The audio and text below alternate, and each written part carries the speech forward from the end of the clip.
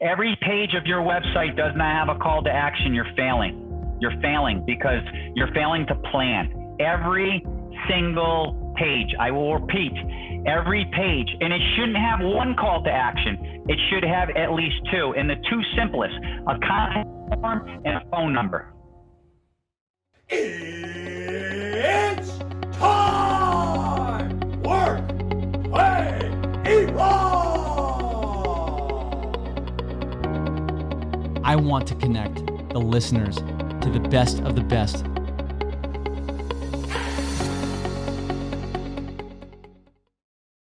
Today, I have the pleasure of speaking with somebody who has the best digital marketing strategies that I have come across in the insurance industry. His efforts in this arena have produced an enormous amount of bound business, a massive pipeline of leads, and a systematic way for him to achieve a significant and consistent organic growth year over year. I believe he is the best digital marketing expert in the insurance space, and I'm excited to break down specific strategies that agencies can implement right away. I wouldn't be surprised if you've heard of him or seen him on social media. His name is Chris Paradiso. Chris runs an agency called Paradiso Insurance in Stafford Springs, Connecticut. He recently won Safeco and Liberty Mutual's National Agent of the Future Award in 2019. Paradiso Insurance's parcel delivery division is currently the second largest in the country for insuring FedEx independent contractors. Chris's clear vision has helped direct other insurance agencies to push the envelope and find their own success through his coaching work with Paradiso Presents. Chris currently sits on that advisory board for Rough Notes Magazine, which I'm sure most of the listeners have heard of, and Journey Found. Journey Found is a nonprofit that provides behavioral, residential, and other support services to individuals in Connecticut with pervasive developmental disorders and intellectual disabilities. In 2010, Chris was recognized for his work within the local community and throughout Connecticut when he received the Community Service Award from Rough Notes, spotlighting the various ways he gives back, including the Bikes for Reading program, Reverse Trick or Treat, and annual Flag Day events. Chris and I had an awesome conversation today that got really specific in terms of digital marketing strategy.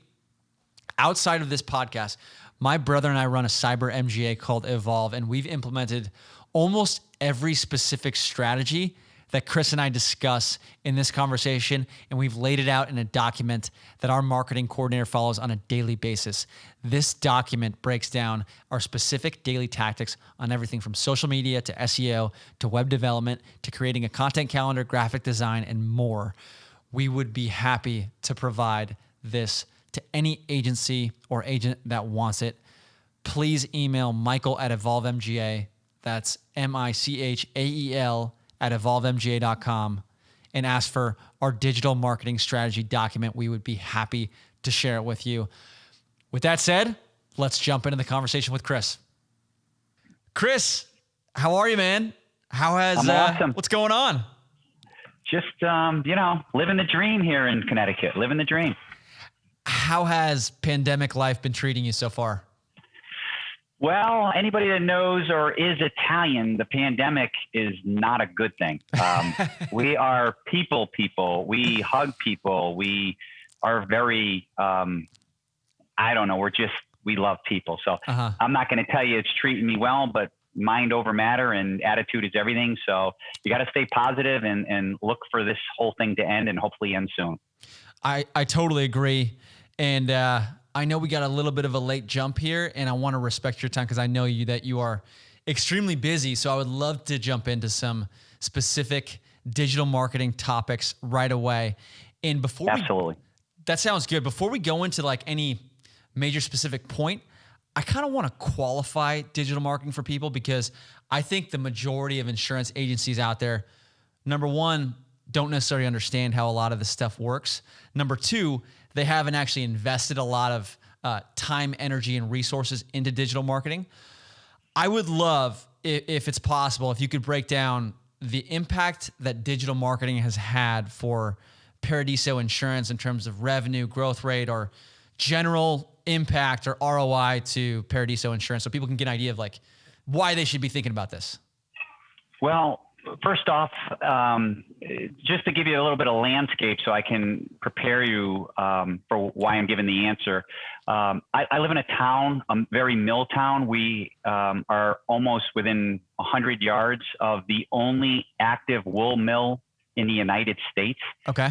So being a New England small town, 11,800 people, has not changed more than 52 people up or down in 22 years. Okay. So the landscape of the agency, of the demographics is not, in Connecticut, I would say on the poorer side, maybe not in some other states, but in Connecticut on the poorer side. When you have that small amount of people in a large land-wise, or the third largest town land-wise, small town people-wise, without a digital presence, I wouldn't be able to be in the 39 states that I am actively writing in today.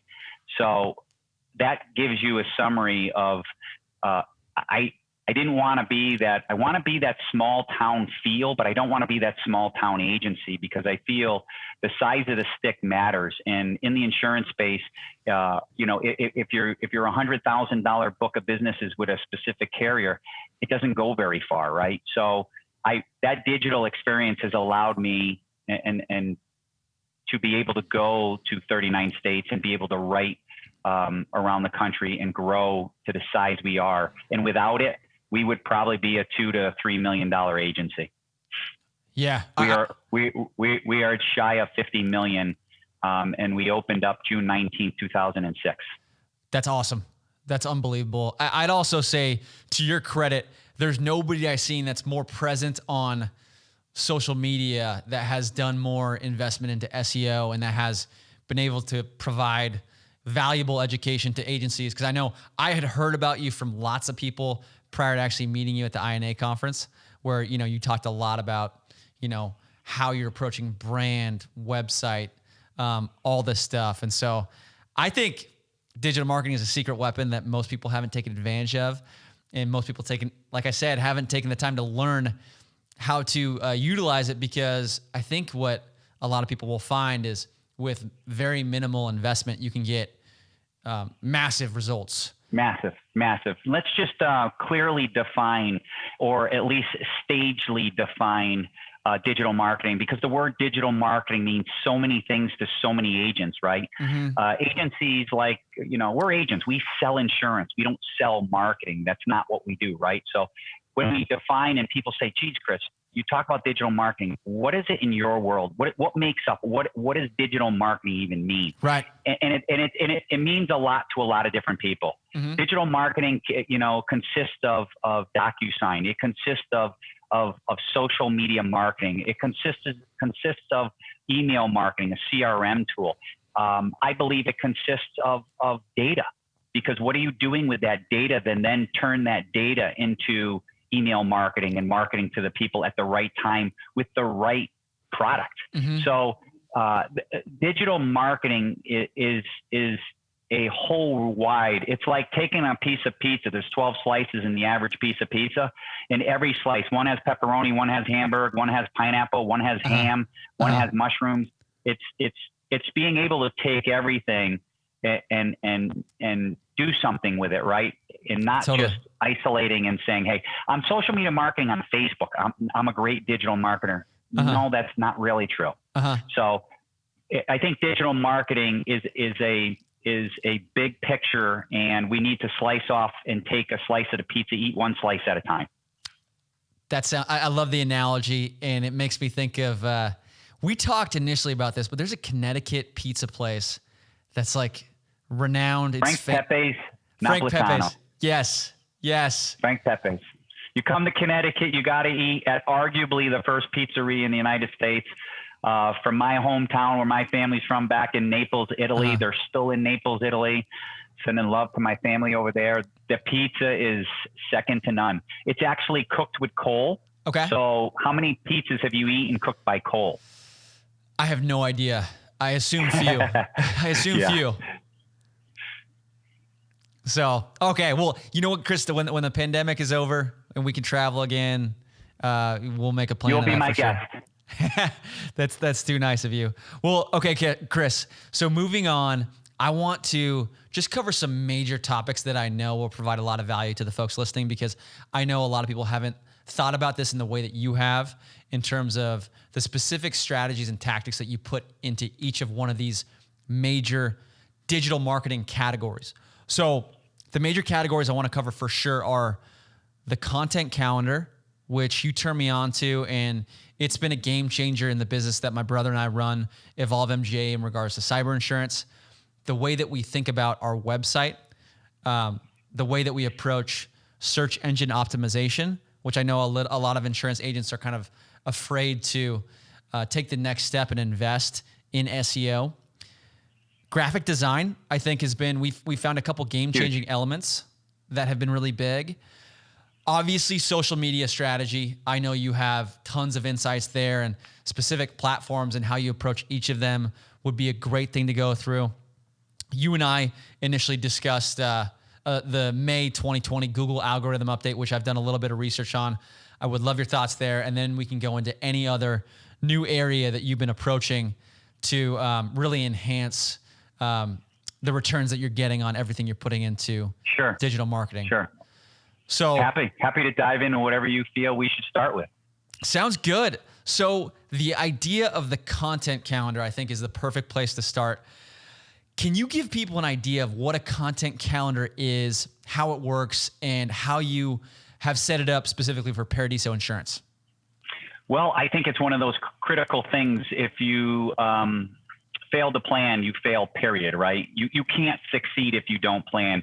A content calendar, and anybody that's listened to this, if you want to email me, I will either email you a blank one and Paradiso Insurances, so I'll actually share what I'm doing and things of that sort. Mm-hmm. But the content calendar is to lay out what content we're going to place out into the social platforms, not only the social platforms, but email marketing. What are we going to lay out for the future? For example, obviously, if you're in sunny San Diego, California, the content calendar is going to be drastically different than Paradiso Insurance, who's located here in Connecticut. Mm-hmm. The weather over there is 70 to 75 on a daily basis.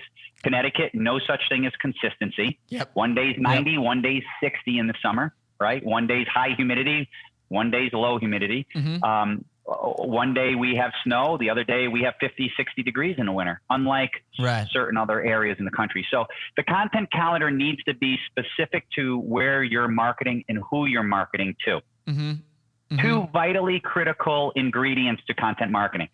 Everybody obviously grasps, okay, we're not going to talk about motorcycle insurance in Connecticut in January. Mm-hmm. Because how many people are riding a motorcycle? People haven't thought about riding a motorcycle in November and December because it's too damn cold. Right. And good chances there's salt and or snow on the ground, right? Mm-hmm. But the other key ingredient to that is, who are you marketing to at the time that you're looking to speak to them, right? Mm-hmm. So that audience is absolutely critical. And having that laid out, which is another piece of information that we love to utilize, is creating that story, okay, mm-hmm. and be able creating that client that we're trying to identify with. Yep. So the content calendar needs and must have, okay, a platform of who do we want to attract. Yep. And you can't say, oh, I'm going after auto insurance for a family. No. That's spraying and praying. That's taking that pizza, throwing it at the wall, and hopefully one slice sticks. Mm-hmm. What we need to identify, let's say I want to identify the manufacturing business owner who's 40 to 45, maybe 43, who's married, who has 3 kids. Their kids go to private school, let's say prep school in New England. They have a summer home and or a possible winter home because they like skiing. Yep. Right. They make $350,000 to $450,000 per year. Mm-hmm. The wife is a stay-at-home who also is maybe a soccer mom. Right. Yep. Yep. We have to identify who we're talking to and be very, very specific on who we're talking to. For example, nobody in the insurance space is talking to women who have stay-at-home fathers. dads. The dads are staying at home. We're talking to the 43, 44, 45-year-old businessman with a stay-at-home mom, but we're not talking to the 42, 43-year-old business owner who's a woman. Let me tell you, there's plenty of them out there. When we can create an audience and talk to those women with the dad is a stay-at-home dad and he's the soccer dad, now we're connecting with a specific audience. Your content calendar needs and must be specific in understanding who we're talking to and when we're talking to them. And I'm happy to share it with you. I can, it might be cloudy the way I said it, but when I share it with you and with your audience, I think it'll make a lot of sense. I would love to see it. And shout out to Travis Whitmill on our team who likes to use the quote, a goal without a plan is just a wish. So it is. I love the way that you think about it. Strategy. Yes, exactly. And I think the way that people can look at a content calendar is like almost creating weekly or monthly goals around your digital marketing and requirements and a set of criteria that someone, maybe a marketing coordinator or someone else in your office can follow and has to follow in regards to the content that's being put out on different channels, right? And so those channels could be social media, they could be email marketing, they could be a blog post on your website. And there's specific types of categories of posts that go out. And Chris, I'd love to run you through some of the ones that I've had a lot of success with our content calendar, and you've inspired a lot of what we've done. But things like newsjacking, do you guys typically do any newsjacking at Paradiso, Chris? We don't. We did. Our strategy changed because what we found through a brilliant search SEO gentleman that we utilized, what we found is we were ranking because we were doing such a good job with that strategy. We weren't ranking for what we were trying to rank for. Google was picking us up for everything except, so our top 5 competitors were massive organizations that had nothing to do with insurance. So all I can say is that showed that our SEO guy knew what the heck he was doing. Unfortunately, we had to shift. In the last 75 days, we've shifted because we needed to compete against what we say is the big boys and the big girls in the insurance space. So our strategy, almost the last 3 months, has drastically changed away from that. And now we're ranking for what we need to be ranking for. And we're getting leads like we did a year and a half ago. So we changed our strategy that way. Unfortunately, fortunately and unfortunately, we did such a good job that we weren't generating leads. We were ranking for things that we shouldn't have been ranking for. And I think that's one of the places that you have to start out, is making sure your efforts in digital marketing are hitting your exact ideal target demographic, because otherwise it can be a waste of time, waste of money. So, and I can speak because in regards to newsjacking for us, some of the posts that we've done have had our highest engagement with a lot of brokers that we work with around the country. So I just want to give people an idea of what it is, because it absolutely. So like everybody knows Barbara Corcoran from Shark Tank. I just want to give you guys an example of a post that we did recently that got thousands and thousands of impressions on LinkedIn. But this is exactly how newsjacking works. Essentially, you take something that there's a big moment or something just happened in the news, or maybe there's some big pop culture phenomenon that keeps on occurring, and you pair that up with some area where you could provide value in terms of your business. It might sound kind of complex, but it's actually extremely simple. So to go back into the example I mentioned, Barbara Corcoran from Shark Tank wired $400,000 to a hacker. And that happens to be with Evolve MGA, our cyber business, one of the most common hacking attacks that we see. And we've actually nicknamed it wire transfer fraud because the acronym is WTF, which is exactly what Barbara Corcoran was probably thinking when she wired that money. But all we needed to do was take a famous picture of her from Shark Tank that people would recognize, put some lettering on it and put some text on it that said, wire transfer fraud. include our logo on it so people knew it was a post coming from us. And then in the post, lay out the details of what actually happened in the event to create awareness around a hacking attack that a lot of people don't realize is going on, at least from what we see at least 3 times a day in regards to claims. And and the engagement was huge. So if agencies haven't implemented something like newsjacking, I'd highly recommend looking into it. And like, I know for us, we require our marketing coordinator to do at least 2 of those a month, and they become easier and easier. They do. As you start to really get them on your radar. But the next thing I want to discuss is culture-related posts for the content calendar. And so, Chris, I know on Paradiso's website, you feature a lot of the employees and their likes, dislikes. It almost feels like a family when you're going there. But in regards to culture-related posts, do you guys shoot anything out that's like, highlighting a company event or highlighting a team member for a specific action or anything like that? We do. We believe in 7 branded email push outs by email per year. Okay. We also 3 branded, which when I mean branded is we have 5 core brands of our agency. Okay. And 3 branded through push notification. And anybody that doesn't know what that means, it's not email marketing. That is push notification through our agency app. Mm-hmm. So our goal is to have 10 digital, mm-hmm. not in the senses of social, but digital in the senses of email. Mm-hmm. Okay. And our app. Okay. Mm-hmm. We focus on 17 branded messages per week on social platforms. And wow. We have 3 branded messaging per mail. So we put out a calendar with our promises. Yep. Which is what the core of what the agency is about. We have 12 promises. Right. So that is branded to what? Well, I believe at Paradiso Insurance, and some may disagree, of the utmost respect for our flag and for our men and women who served yep. and who have come home underneath that flag. Today it is controversial. Mm-hmm. In my agency, it is not controversial. Mm-hmm.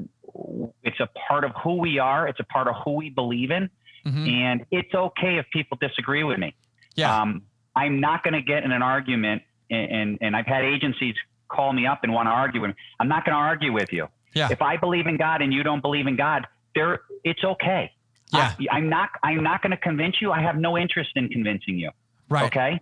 So I'm not going to argue with you. If you do not believe in what in our core brand is, then don't do business with Paradiso Insurance. It's mm-hmm. okay. Mm-hmm. I promise you. There's enough people who I want to identify with.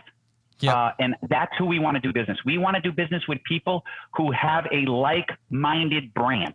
Right. And that is a core. That's the hardcore about Paradiso Insurance. We are branding every T-shirt we give out. We'll have that flag on there. We will respect it. It's just who we are. Yep. And it's okay if you disagree. Yep. And you're never going to please everybody. And right? I'm not interested in pleasing everybody. Yep. I'm not. I'm happy not to please everybody, because if we all had the same similarities, what a freaking boring world this would be, right? I know.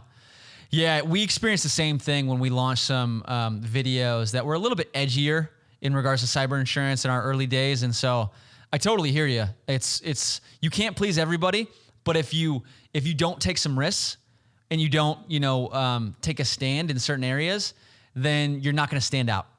You will get nowhere without risk. And without risk, you will never fail. Without failure, you certainly will never succeed, ever. Yeah. And in regards to those culture-related posts that you were mentioning, Chris, I think it's something that every single agency owner should be doing. Obviously, when the pandemic's over, it will be over, and we will start having company events again. But having a videographer at every single one of those events. We're actually, Chris Braun is our videographer. He's been at a lot of our events, and the content that comes out of it and the ability for us to use that content, build it into our content calendar, and at minimum, having an employee at a company event that's designated to be required to take a certain amount of photos maybe 25 to 30 photos of employees doing fun things, people grouping together and stuff like that. Put them on your Meet the Team page and also posting those out. We've had a huge reaction of getting a lot of like-minded individuals that want to join the organization. So it's excellent recruiting. So absolutely, best recruiting tool you can have is sharing your agency or your company's culture. Period. Yeah. You need to be transparent. The world is a transparent world, and you attract people if you are transparent. Period. Totally agree. Yeah. We've also noticed on our posts that we put out on social media, particularly LinkedIn, we get a lot more engagement when there is one of our team members' faces in it. Yeah. For whatever reason. So you also hear a lot of agents, well, my staff, they don't want to take pictures. Well, a part of our contract when we bring you in, a part of laying out even in the interview process is we are very socially, we're social savvy, and you're a part of a family here. We are going to share. If you're not interested in that, this might not be the job for you. We are going to share socially birthdays. We are going to share socially somehow your hobbies. We are going to share socially from just around the office of things we have going on when we have vets come in, or whether it's local police officers that are helping us for our reverse trick or treat, or whatever we're doing to give back to the community. Yeah. You are going to be a part of it because we are a team and we are a family, and together we are going to make our community better. So that's a part of our hiring process. Yep. I love that. And I think another type of post that the insurance industry needs to do in general are education related posts, maybe around claims examples to show people why they need a particular product. And I found one of the hardest things to do is get someone who can eloquently write about a certain topic and tie it back to insurance and simplify it for individuals. And I know you have a couple strategies on this. We do. Both internal and outsourced. Can you speak to how you get those well-written, eloquent articles out there that are kind of breaking down complex insurance-related topics? We use a specific platform where we go out and we headhunt, and anybody that, if you email me, I will gladly share it. I don't want to plaster it out there, but we use a platform. We headhunt for specific writers, and then they write for us. And it's like a bidding system. And then what we do is we find people who have been writing in the insurance space, but they're not insurance specific people. Right. We found that we're having very good success with that because we want to also not only tell and share, but we have to tell this story from outside of the insurance view. Us insurance people are tainted. We like to say the word workers' compensation or workers' comp, right? A lot of people may use workman's comp. Well, there's no such thing as workman's comp, right? It's workers' compensation insurance, right? Right. So we get hung up in the insurance space, and sometimes it leaves blinders on. So we have a blended strategy when we write, and we believe blogging is an absolute intricate part of SEO. We in-house some, and we outsource others. So that strategy has worked the best for us. And I don't believe having it all outsourced or all of it in-house is the best strategy. I think the combination strategy is not only cost effective, it's been much more effective. Yeah.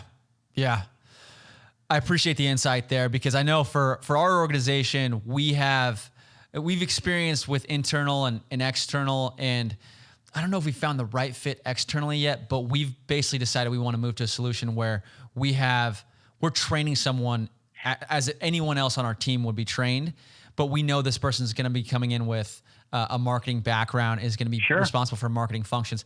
So I'm really excited to see how. But the key factor, Patrick, is that when you have an in-house, it's always going to be more expensive than outsourcing, right? Right. But you cannot tell me that you can. And when you outsource, they will never understand Patrick and Evolve's culture. Yep. Okay. Yep. An in-house person becomes a part of that family, a part of that culture. That culture is what allows you to truly get your agency's brand or business brand. A lot of people look at me and Yes, I'm an insurance agent. Yes, I'm an agency owner. I own multiple businesses outside the insurance space. We do the same exact, it's the same recipe. Yeah. Same exact recipe whether it's a hair salon or another business. Yep. It's the same recipe in the senses of having that culture built from within. It can share that brand story much more effective than outsourcing. Yep. It applies to all businesses. I totally agree. So another thing I think a lot of people don't realize is that they could get access to really good content for press releases. So, maybe you have a new capability or you add some new differentiator for your team, but also maybe you get nominated for an industry award. I think there's a lot of agencies out there that don't realize that they could be getting nominated, or they could nominate individuals within their team for specific awards and then utilize that for content that you're pushing out in your calendar to add credibility to everything that you're doing. Two beautiful places you can look at for 100 to 250 a press release is PR Leap. Okay. It's PRLEAPE, PR Leap. PR Leap. Or PR Web. We probably have used PR Web 3/4 of the time. We've shifted the last 6 to 8 months and found more success since we shifted to PR Leap. Both very good platforms. Figure it out what may work better for whatever content. I believe based on the type of content you're putting out, both platforms, one may be better than the other. Of recent, we have been using PR Leap and have had success with it. So those are two platforms for agents if they want. If you win an industry award and you can't spend $250 with somebody writing a professional content press release and posting it up there, it is so simple to do. Shame on you, because that brings. We had recently done a press release and got a call yesterday from a local TV station. And now on Wednesday or Thursday, we're going to be doing a 4-minute live on the 5 o'clock news. Wow. That's valuable. Exciting. You can't pay for that. No. It's invaluable. No, and I think you and I both know the value of, being featured on a publication like Rough Notes, the publicity that comes out of that. And if you have the right way to distribute that publicity, I think is key. So I have these notes, PR Elite, PR Web, and we can reiterate these in the summary of the episode as well, so people know about them. I actually have a funny story. It's like we got nominated for an award in 2019 for the Advisen Cyber Awards for Cyber Newcomer of the Year, and someone kind of nominated us out of the blue. We didn't like understand really how the award show worked, and then we ended up winning that award, and the publicity that just came organically was amazing. And then we're like, you know what? We need to figure out how we can provide enough value to our agencies where we're at least nominated for these awards on an annual basis. And with that came 2020, and we focused all of our efforts into, at least our marketing efforts into, what would get us nominated and how our brokers would feel if we're nominated for another award. And we ended up winning Cyber MGA of the Year in 2020. And so the wave that's come out of that, it's almost like, publicity breeds publicity.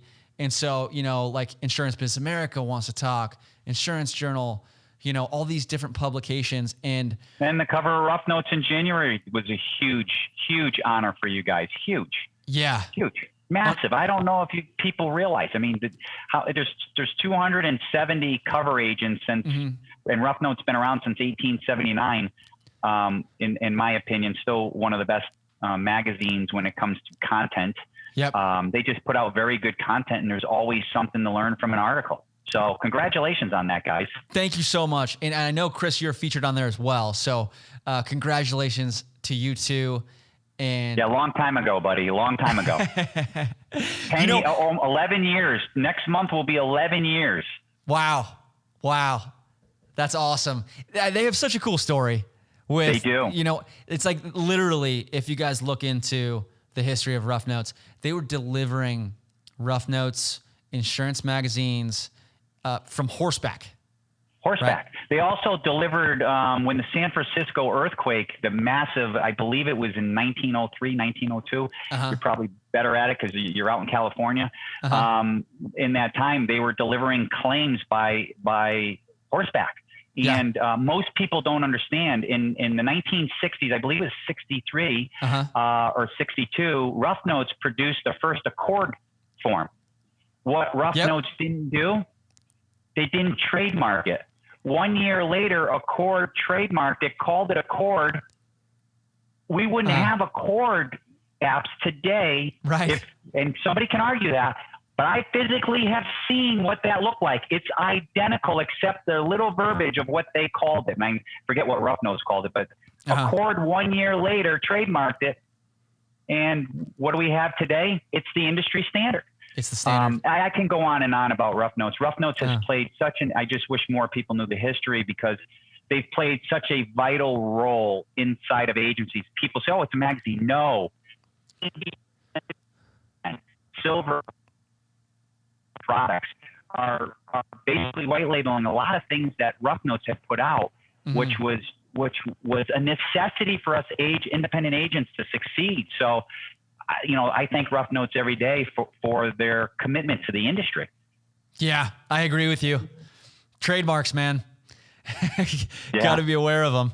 Yeah. So, well, Chris, that's all really, really good stuff. In terms of the content calendar, I love those categories of types of posts when you talk about newsjacking, culture-related posts, educational, value-added content. Share your team, share your team, share your team. Let me tell you something. Paradiso Insurance people can say it isn't about Chris Paradiso. And yes, I have created this. It's not about me. It's about the team. The team are on the front lines. When we call and do business with Evolve, and it's a plug for Evolve, we tell every agent you should be doing business with Evolve. You know what I love about Evolve? I love the fact that you are niche. You are so laser focused on a product that needs extreme education, because a lot of us agents weren't up to snuff, weren't up to par. We didn't know the difference. I love that you're extreme, almost a micro niche. And what I love about it is your people are so well educated that it's not like calling an MGA and saying, oh, let me get you over to this division. Let me get you over to that division. Oh, well, we moved them from this division to that division. Well, you know what I'm getting? I'm getting a cyber expert that our team needs. And we're thankful of that.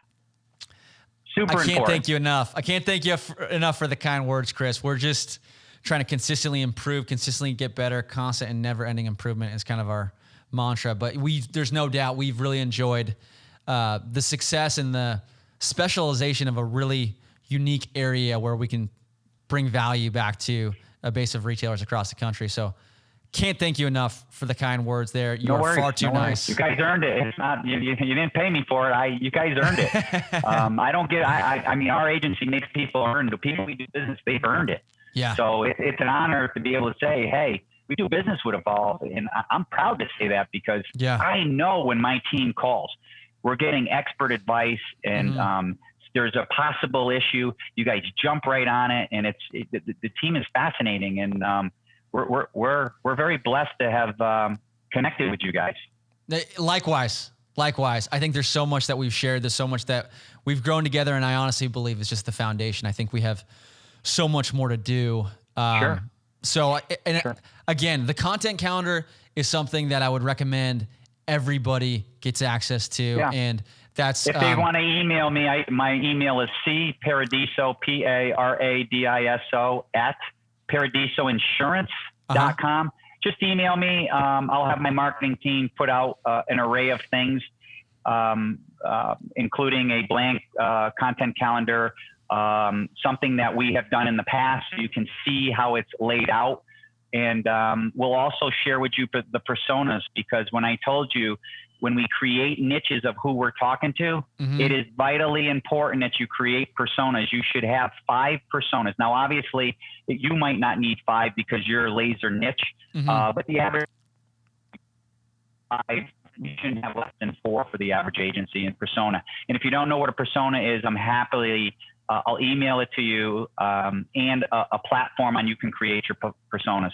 Yep. Everybody that does not have a content calendar or does not have a significant digital footprint should be reaching out to Chris. So thank you for offering that, Chris. It's super generous of you. And I also want to commend you as well, because when I was, I always knew you guys were kind of on the forefront of digital marketing, and this kind of correlates well with the next topic that I want to get into, which is SEO and website. But if someone is looking for insurance in Stafford Springs, if you were to type in Stafford Springs Insurance Agency, the number one website that is going to pop up on Google is Paradiso Insurance. I tested it. And they better. Anybody that's listening can test it as well if you'd like. What did it take for you to get to that number one spot? And what can, if there's an agency listening to this in another area around the country, how can they be listed as that number one website option on a Google search? I think the first thing is, and not to sugarcoat it, the first thing you have to identify is what is your competition out there doing. Mm-hmm. Always understand what your audience or your competition is doing. So for Paradiso Insurance, with 5 other agencies on the same road, I was fortunate. The other agencies, 2 of them, one was 100 years old, one's 160 years old. The other ones are maybe 50 to 80 years old. Mm-hmm. The interesting thing is they weren't doing much, and I'm not knocking them. I'm friends with all of them. They're all wonderful people. They all have a different thing, right? Not everybody wants to write in 39 states. Not everybody wants to write outside of Collin County where we live. They stay within the 5 or 10 towns. Chris Paradiso and Paradiso Insurance wanted to write not only country, we want to write in other countries. Mm-hmm. So the digital platform we had to focus on. So in order to be number one in Stafford Springs, it didn't take a tremendous amount, only because my competitors weren't really interested in on a digital presence. Different now, because now I have competition, because they've seen that we have grown. The results. And they've seen that agencies that are 150 years old are significantly smaller than maybe somebody who's coming on in the last 10 or 15 years. But, and it's not a knock on anybody. It's some people want to write local, and some people want to write within the state. Some people want to write over state boundaries.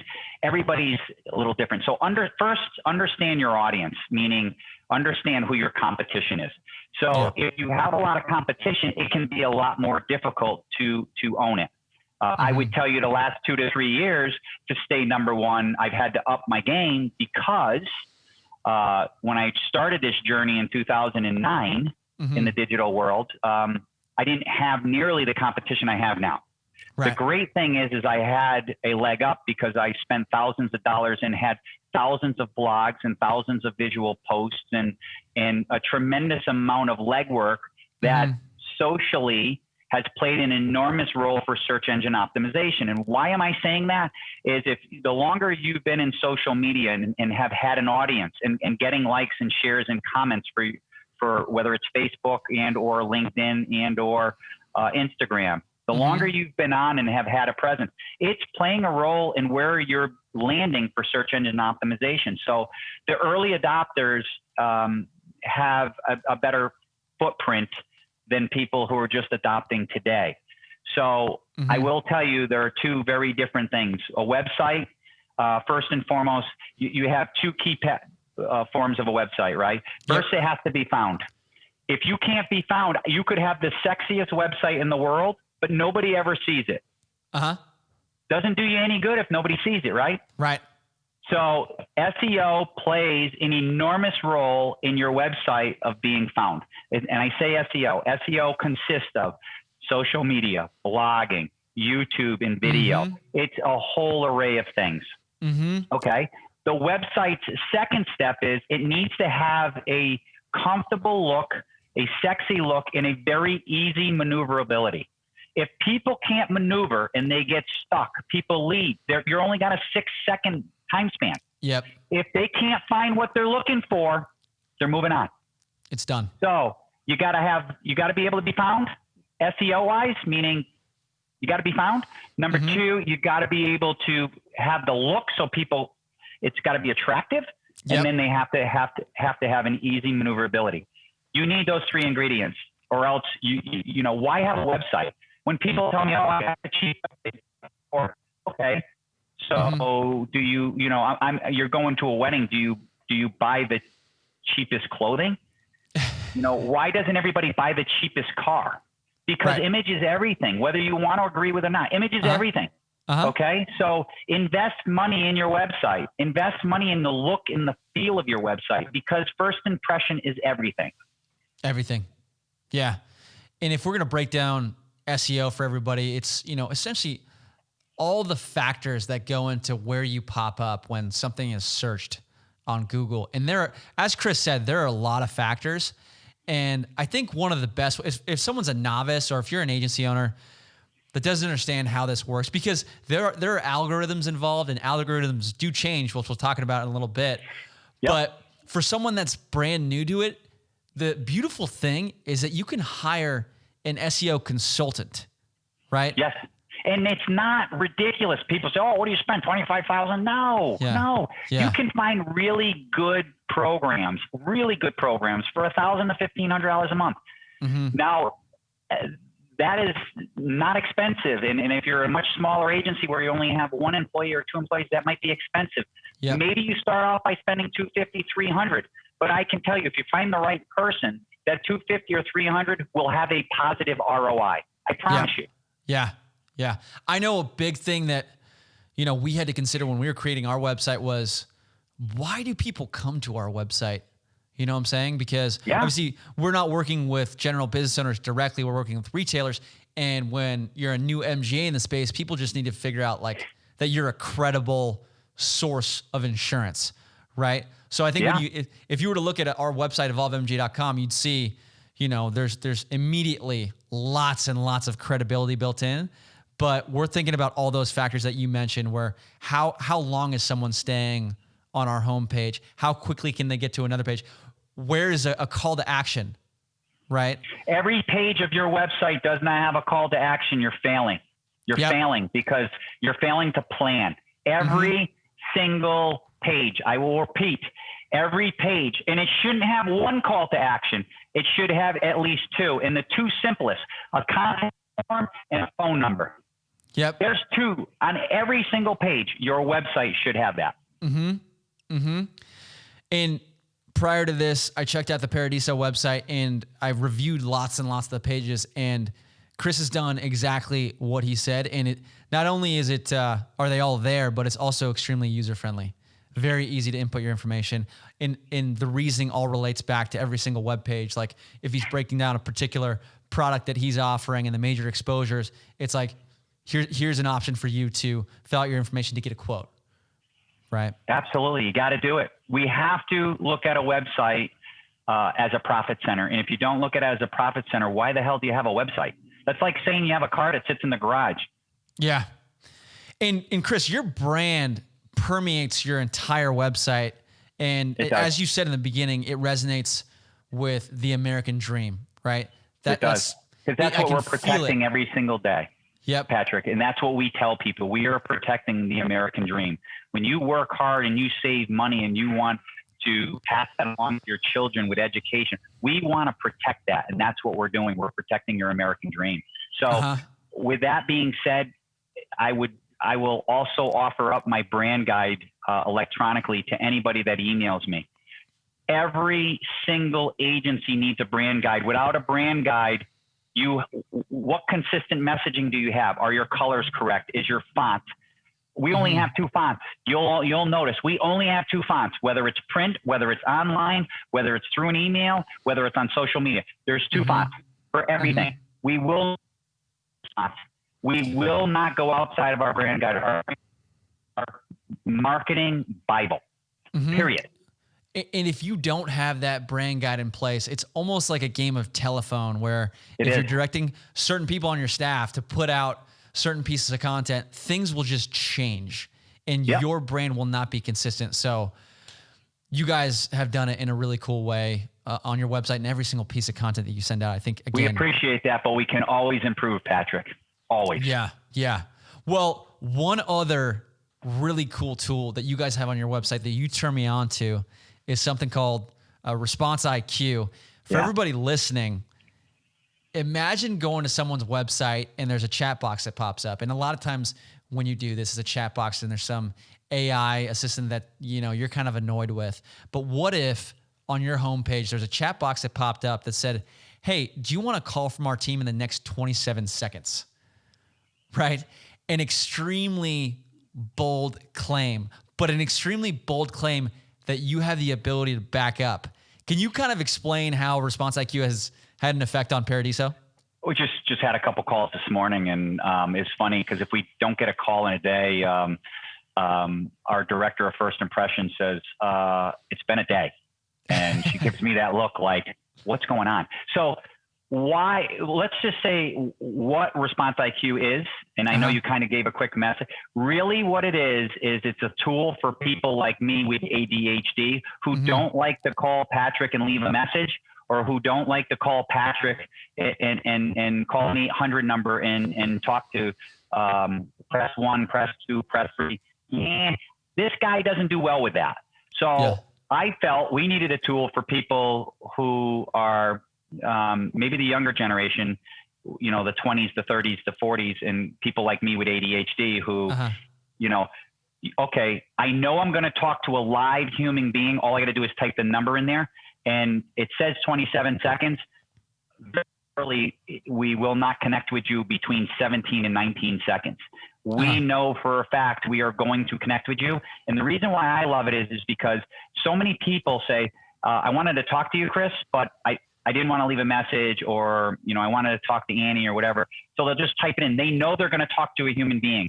They know that they don't have to call an 800 number. They know, which we don't have. We don't believe in that. That's not who we are. You're not going to leave a message. We always say, hey, can I take a message for you? Or would you like to leave a message? Most people say, why don't you just have Chris give me a call?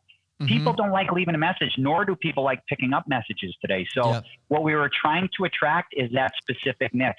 And the other thing that we attract with those are people who get renewals who are really upset.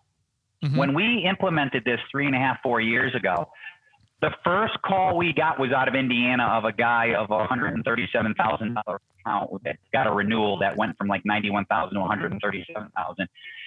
Wow. He Googled a specific niche that we write, and he used our keywords. We popped up. He clicked on it, and he the number. He's like, I want to talk to somebody. I'm pissed.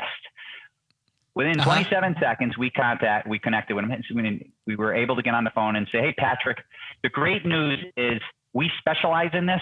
So I can assure you, do not worry. We are going to be able to help you in a big way. We have several hundred customers in Indianapolis, in the Indianapolis area. So I think we can help you. 1 week later, we were able to close it. It was a $101,000 account. That's awesome. We did this all without even getting on a plane. And it was basically a prospect who was angry and wanted to talk to somebody now. And that's what that button is. It costs, I don't know, $30 a month. Response IQ, every business, I don't care about insurance, every business should have it. It's too cheap of a tool. And if you get one opportunity a month, it more than pays itself. It's worth it. It's worth it. Yeah, I'm with you on that.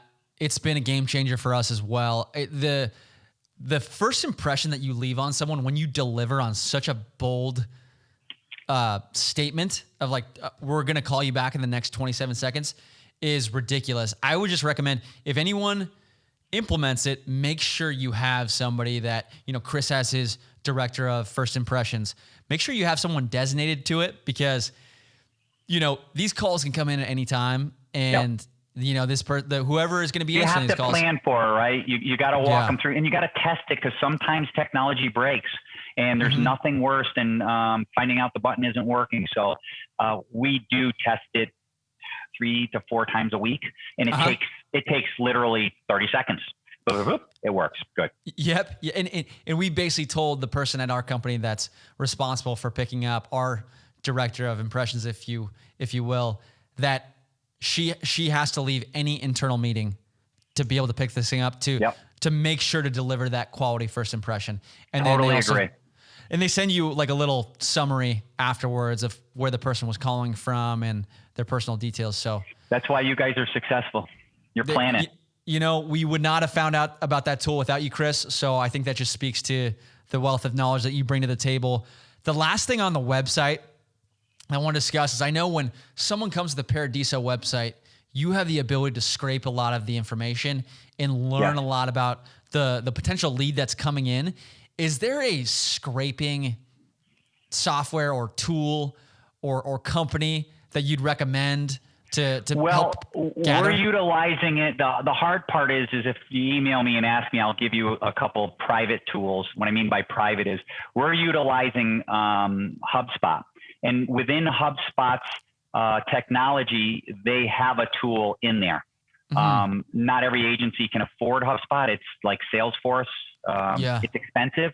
I'm not going to tell you they're not the best of the best. Yes, they are, and you pay for them, and but there are other tools. I'm not utilizing those tools right now because I am and have been on HubSpot for over 3 years. So if you email me, I do have I think it's 3 companies. We do have a list within our marketing team that we have that we usually share and say, hey, try them out because most of them have a free trial. So if you email me, I'm happy to give them. I don't know them offhand because we utilize HubSpot. That sounds good. And Chris, if you're okay with it, we will list your email address in the summary of this.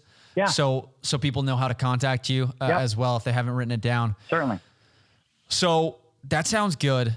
So we talked content calendar, we talked SEO, we talked website, and I know we could go for days on those specific categories. But one other one that was like a bit of an issue for us when we first started out was graphic design. Yeah. How do you go about handling graphic design for Paradiso? So we had an in-house graphic designer, and we decided to shift our focus.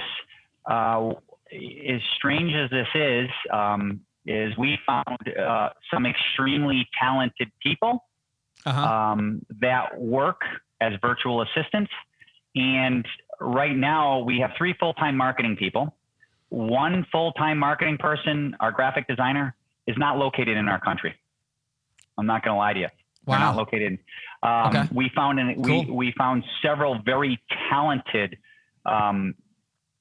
graphic designers and extremely reasonable. So we're working on a new strategy to have a graphic designer working on our hours as we're open and also hours as we're closed, because in this specific country, when it's daytime here, it's nighttime there. So I'm also happy to share that with people. Very, very, very affordable, extremely affordable. And it really didn't come down to price. It came down to talent. We were just able to locate talent.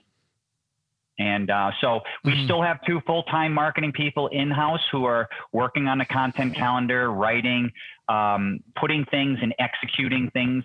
But our visual content that's coming from our graphic designers are outside the country right now. And we've had very, very good success. I believe our visual game has stepped up since we shifted. And it's just the way it worked out. I always like to employ Americans. There's no question. But sometimes it comes down to talent, and I'm looking for talent is really what I was looking for. And talent reached out to me through LinkedIn, and they happened to be in another country. Yep. Wow. That's very cool that they reached out to you. Yeah. The ability for someone to illustrate the vision that you have in your head for whatever you want to get out there is a very unique thing. And I think that's why people have so many issues with it as they go. So we've taken the route of getting an internal person who's very talented at graphic design, and that's solved our needs for the moment. I will tell you, Chris, you may need support in the future. That person may not be able to keep up because the world's gone visual. It's like, we can't argue. Has the world gone, to handheld? The world's gone to cell phones. The world's mobile. The world isn't a sit-down PC. The world's mobile. Just like the world's gone visual. People don't want to read a blog. They visually want to see it, and they want to see video, and they skim a blog. It's just how the world's changed, and we have to understand that people have changed. Yep. I'm with you there. And Chris, there's no doubt that we could to probably invest a lot more into what we're doing on the graphic design front. But Chris, do you use Canva? Have you heard of Canva? Yeah. Canva is a tool that we utilize. I don't want to say we use PicMonkey is another one.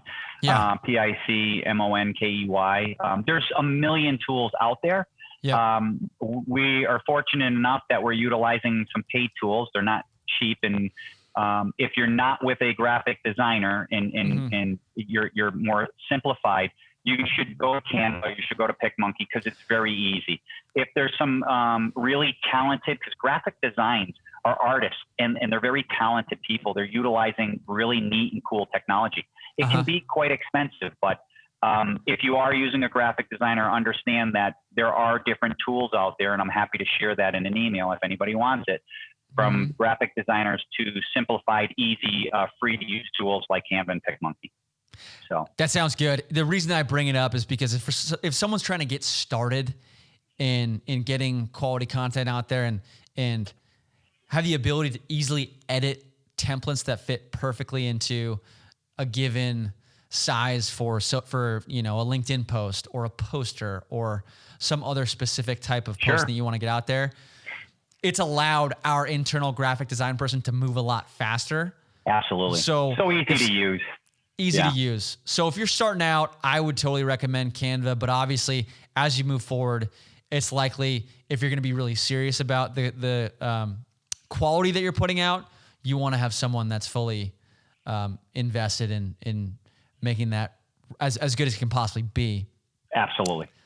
So, and Chris, I know we're probably running out of time here a little bit, but I'm hoping before we end, I would love to hear your social media strategy on how you engage and expand your social media profiles for the given demographic that you want to target. And I know there's a ton out there, and we don't need to go too deep because, again, I want to be aware of your time. But if you could give, the agency owners across the country some insight into, what your favorite social media channels are and how you strategically engage and expand your audience there, that would be unbelievable. I really have three favorites. I'll favor two favorites because I'm going to give you, because I have two favorites, two are drastically different. And let me explain why. Pinterest is a visual content strategy. It's all about the visual. I absolutely love Pinterest. I average about 7.5 million people a year visually. And who would ever think an insurance agency is doing that, right? And people continue to, like I said, I'm not here to argue with people. I'm not here to convince you that you should be doing Pinterest. You either want to do it or you don't. A visual strategy on Pinterest is, and I would tell you, your visual strategy on Pinterest, it can be similar, but differently, but similar on Instagram, because Instagram too is a visual content strategy. I love Pinterest. And would you say, Chris, Pinterest has had like a bigger impact on personal lines or commercial lines, or is it better for one or the other, or is it just in general? I think it's better for personal lines, but it has had an impact commercially. What we as agents have to understand on personal lines is there's a lot of guys probably listening, and I get hate mail after I speak. Women are the decision makers on personal lines insurance. I know guys, I'm the man of the house. You're full of, what. You're not. When it comes to insurance, women are decision makers. We love to connect with women. Why? Because they have a voice, and their voice is they're decision makers on this insurance. Okay. So why I feel we have a better personal lines ROI is because 82, almost 83% of the viewers are women on Pinterest. And you got to have a strategy. And I know a lot of people are probably thinking, what the heck do you put on Pinterest? How about your brand? Create your agency brand, post it all over the place. How about all of your charitable work, pictures of the charitable work you're doing? Have a page on that. Okay. Have a page on your staff. Have a page on beautiful jewelry you insure, classic cars you insure, beautiful homes you insure. Right. It's a visual story. So I love Pinterest. I'm not going to lie to you. I equally love Twitter. Okay. Totally different strategy, right? It's all about the short bursts. You're only getting a 7-second view. So you have to rinse and repeat. I would highly recommend a strategy. What we post on Twitter, you will see, and some people, will poke fun at me at times. Hey, I saw this. I saw this before. What, are you just redoing it? Yes.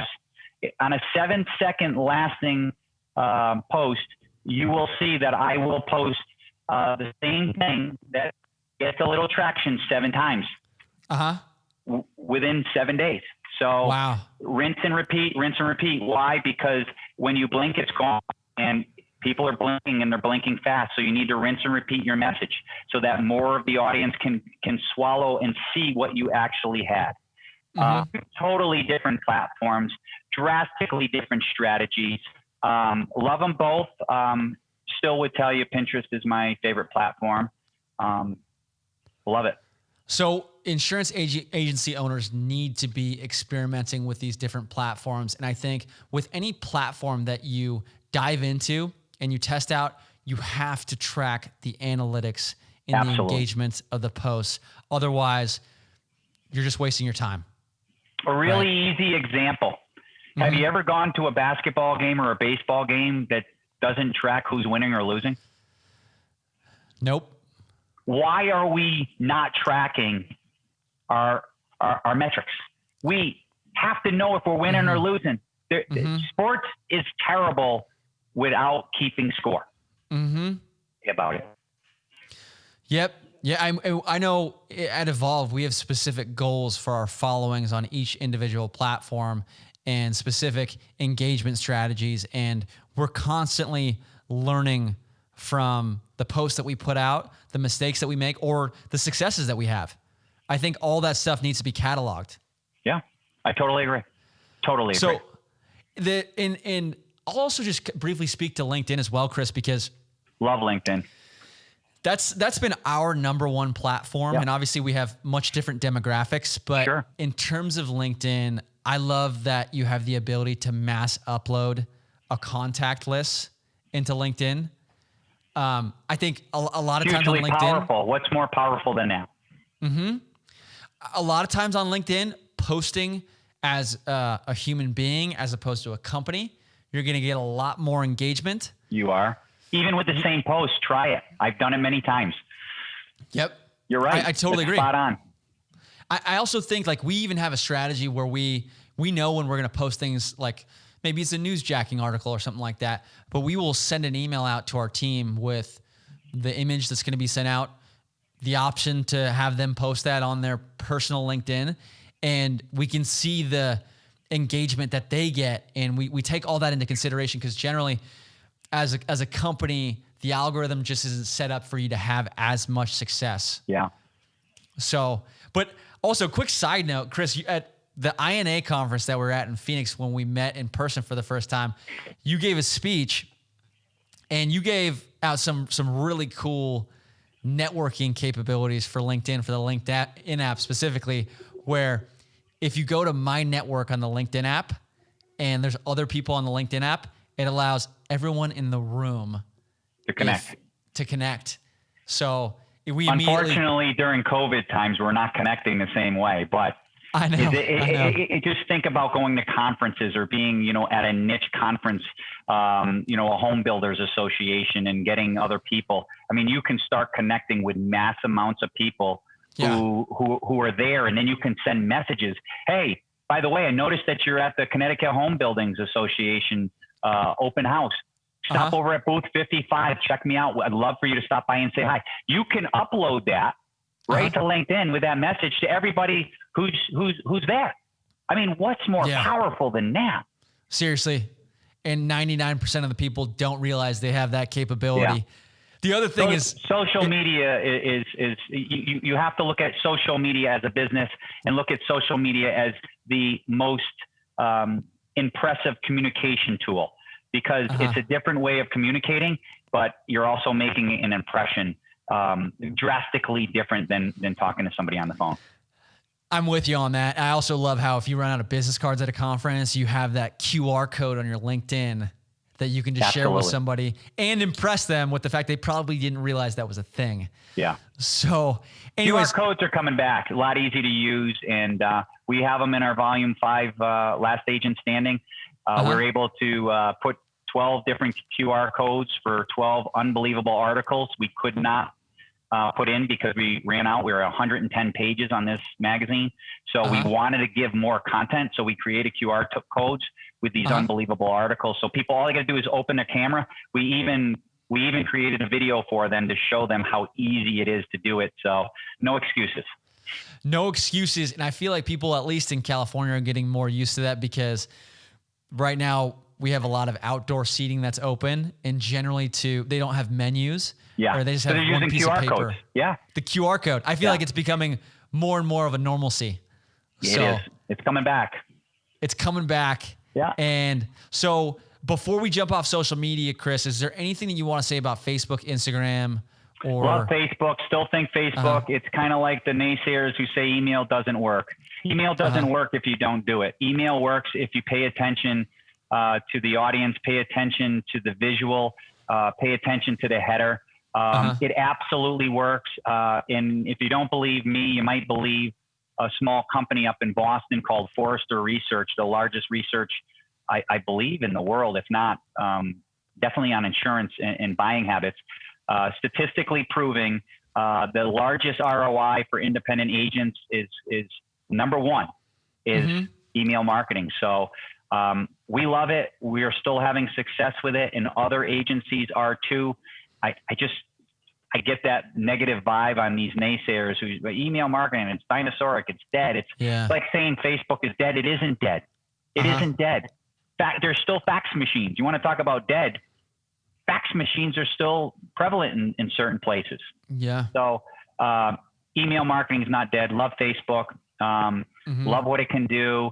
As long as you have a brand guide and you stick to your brand messaging and your brand playbook.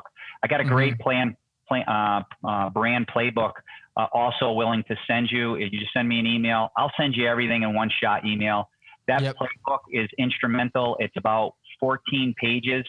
In our workshop that we usually have, it is a 4-hour exercise, and it's worth every minute you invest into it, because I promise you, Patrick, I'll happily even send it to you guys. It has changed the way we do business. Please do. I would love to check it out. Yep. So that's great, Chris. I think that's a good spot to wrap up social media on. Frankly, I think that we should probably have, another one of these conversations a few months from now to dive even more specifically in one of these topics. But one of the final categories I want to cover, which I would love your insight on. I know this is very new, and there's still a lot of people researching how this is changing the game when it comes to SEO. But Google just changed their algorithm in May of 2020. And from what I know about it, and from what they put out, which is pretty vague, is that they recommend creating content that's original, it's trustworthy, it's well-researched, and adds more value than the competition. Have you had any experience with pros, cons, or any tactics to take advantage? And I don't want to tell you I'm a pro, because anybody that tells you they're a pro at understanding algorithms that are so new as May, and here we are in July, they're full of beans, because Google doesn't want anybody to master it. If they find out there's businesses mastering it and they know every single detail, they're going to change it. That's why algorithms change all the time. Video plays an enormous role. Remember, YouTube is owned by Google. Making sure your videos give a location, time, and date within the YouTube channel and video, that has changed. Why? Because YouTube wants to know where is it coming from? Is it coming from California? Is it coming from Connecticut? They also want to know the time and date. Why? Because if you realize how many billions of minutes are being uploaded of video, they want to know how relevant it is. They may not show video from 1982. May not any. So that plays a huge role. Making sure the file name, the alt name, are the same in the back end. These are all little things that are really big, when it comes to these changes within the SEO changes. An enormous thing that we're finding massive agents, not just agents, but businesses making, pictures need to be 800 pixels. 800 pixels. Yeah. Some are too notes. big, some are too small. Most agencies are posting and businesses are posting, they're too big. You know what too big means? Slowing down the load time. Let me ask you a question. Anything that slows down when you're driving through McDonald's drive-through that slows you down, is that a good experience? It's extremely frustrating. Okay. Google is saying the same thing. So I like to put it in layman's terms, because if your pixels are too big, you got an issue, which the user experience is not going to be that great. And Google doesn't want to put you on top. What they want to put on top is somebody that has a great user experience. You know why? They don't want you going to Bing. Yeah. Make sure, for example, in our agency, we make sure Paradiso Insurance is after the title in every YouTube title. It's second place, right? So it's second to so let's say we're talking about workers' compensation. Paradiso Insurance would be second to workers' compensation. Why?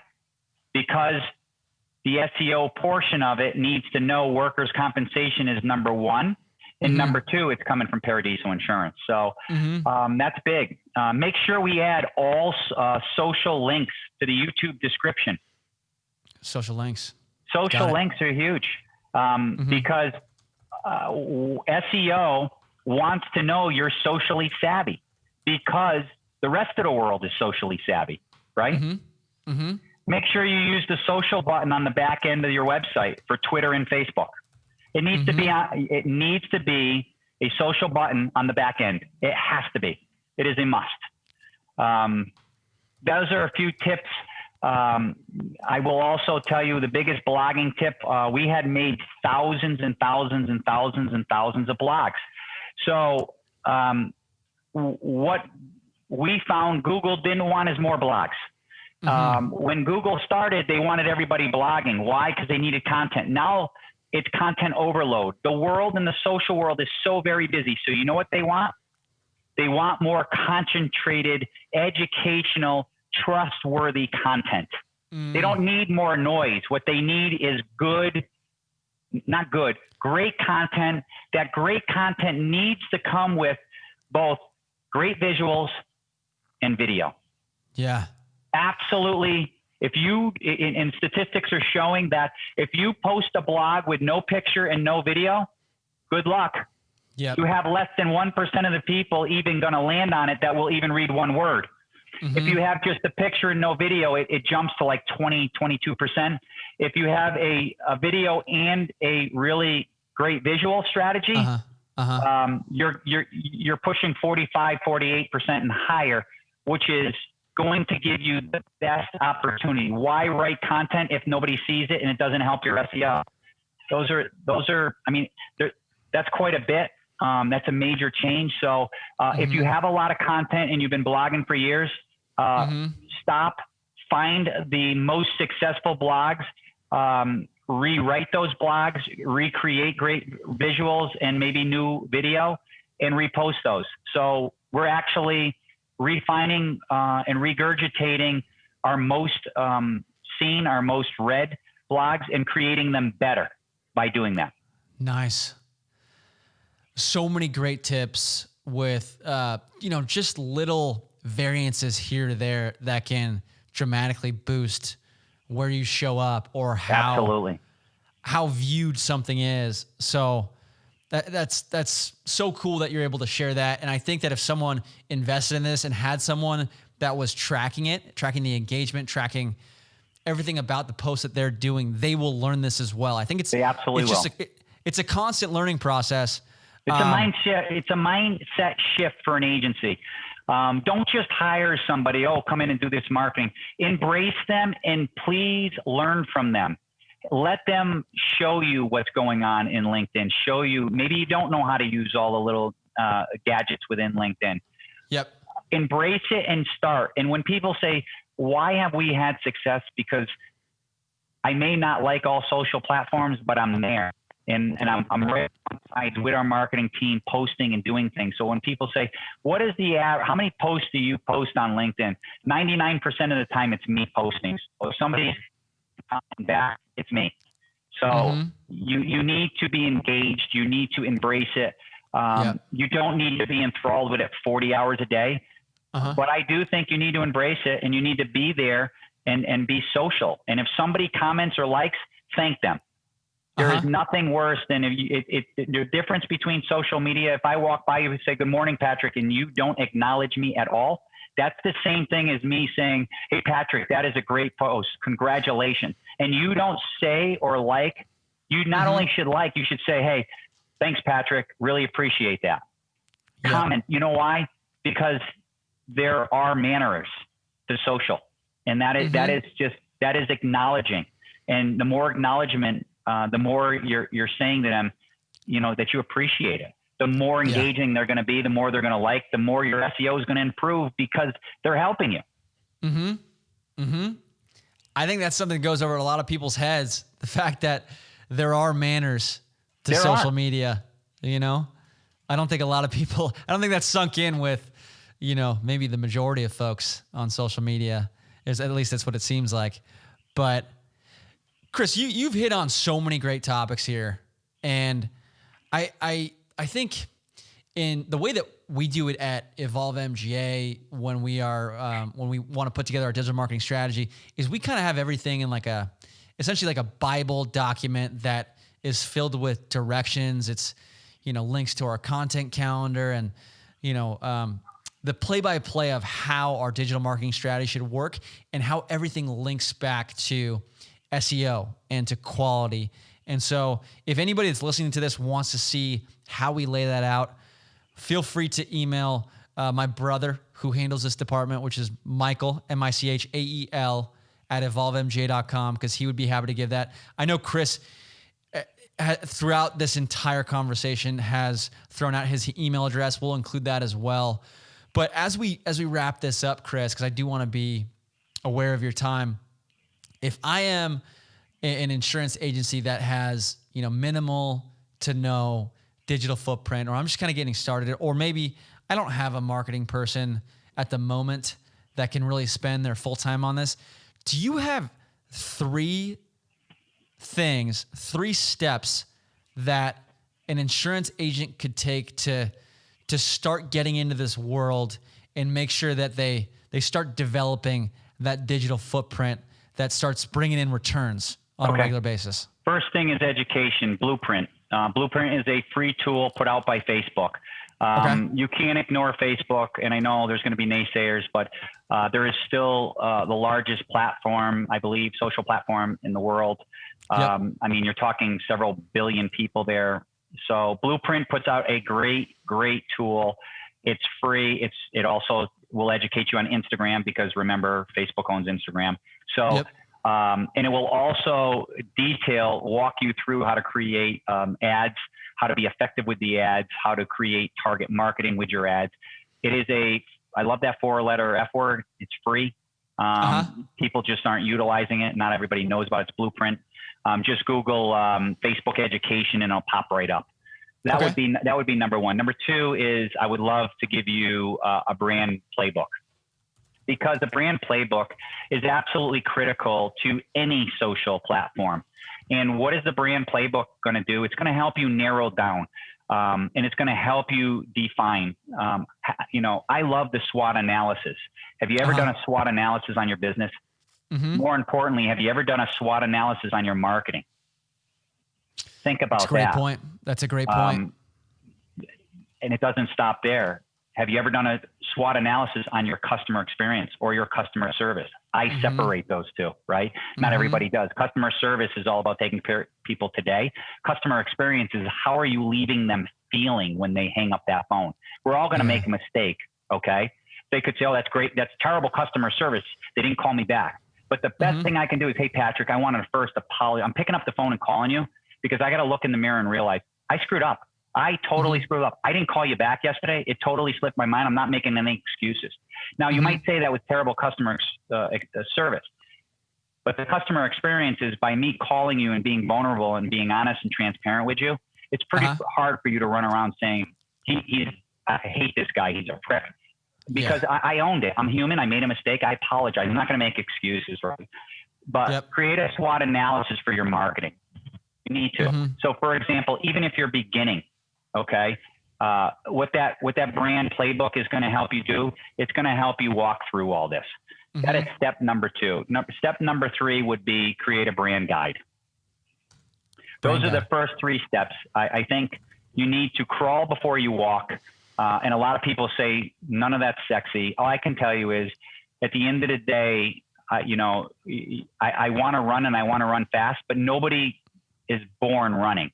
We're born laying on our back or on our stomachs. Then we crawl, then we walk, then we briskly walk, then we jog, then we run, right? So you got to start from the bare basics. And that's where I would start from. That sounds great. Blueprint, brand playbook, brand guide. Yep. You will not be able to succeed in the digital marketing world unless you have a cohesive standard that you have for your brand that you're putting out that ties everything that you do back to the same place, right? One other educational tool, if you want more than Facebook and Instagram, is HubSpot. HubSpot's got an enormous amount of free educational tools. If you're not on HubSpot, not paying anything, it doesn't matter. HubSpot provides educational tools that are invaluable. I can assure you, cutting edge, the newest education that's out there. There's just some great content. Yeah. Well, Chris, I got to say, everything you're saying right now is one of the reasons why I wanted to have you on, because I think you're an inspiration to the industry. You're a role model for me. I'm consistently learning from you.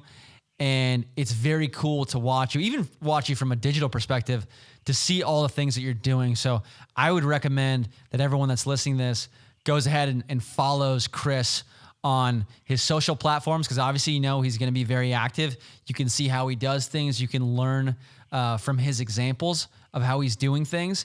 And then again, we'll list Chris' email. And Chris, is there any other way that if someone was listening to this that, and you wanted them to get in touch with you beyond email?